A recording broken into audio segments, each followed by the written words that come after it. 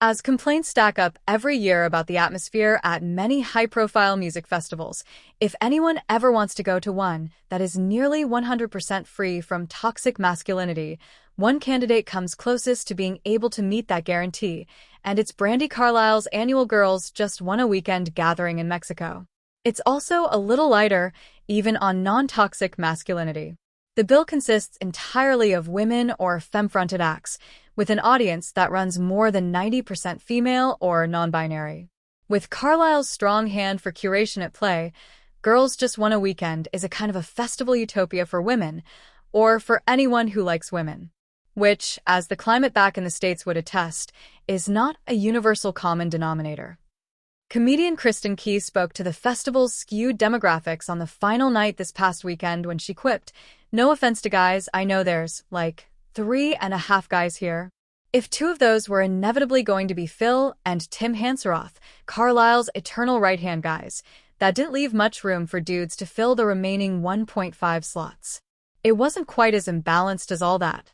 But Girls Just Wanna did provide a chance for female music lovers to spend 4 days in the sun, in a microcosmic reflection of how women artists are currently dominating the popular music landscape in historically unprecedented ways.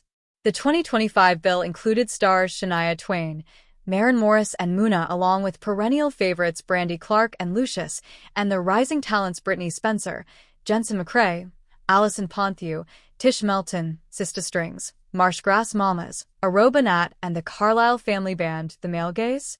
Out. The female gaze? Very much in. Lots of straight women, too, and a small seasoning of men. "Welcome to my world," said Spencer, backstage, to a male visitor, pleased to not be in the minority in multiple ways for once. All that was required was an eagerness to shout along with man. "I feel like a woman, and mean it." When I was 16 or 17 years old, the first thing I was allowed to go and do as a young adult was Lilith Fair at the Gorge, said Carlile, talking with Twain backstage. There is something to be said for a group of people coming together to support music with a common feeling of unity. I thought a focus group or a small way to do that would be to come here to a resort outside of Cancun and see if we could make that happen on a small level. It's grown, and I'd love to see that happen back over at home again.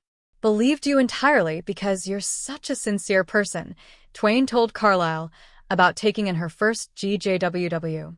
But you do have to experience it to really understand. You really meant it when you said it's like a family. Everybody is united here, and it's very peaceful. Read Variety's full conversation with Twain and Carlile here. Come the end of the festival, which saw outgoing flights coinciding with the incoming of a new administration back home, many attendees were singing a different tune, something along the lines of, "Man, I feel like not getting on the return flight." Even in a normal year for Girls Just Wanna, there are constant references to spending a few days inside the Brandi bubble. That was especially ripe to be pricked at a moment that is seeing the swearing in of a new administration that has not exactly placed the protection of women's rights or LGBTQ+ freedoms at the forefront of its agenda. This was an audience that likes its tequila but also likes its social activism, and underlying the partying was some sense that shit is about to get serious, again, and that a weekend of pop-based empowerment was not just a luxury, but a necessary recharging station. "I'm still kind of forming my thoughts around it," said Carlile in a phone call on Wednesday, just after returning from Cancun to her home in Washington. It was the day before picking up an Oscar nomination for Best Original Song for her Elton John collab, Never Too Late. "I think it did feel really different this year. The night before the festival, I sat up in bed and had this thought of how, these past few years, I keep finding myself in moments of facilitating a party when really hard things are going on. It's not just the festival. I played the Greek the night that Roe v. Wade was overturned, and then a year later, I played the Hollywood Bowl in October, right when all of that unrest started to unfold in the Middle East.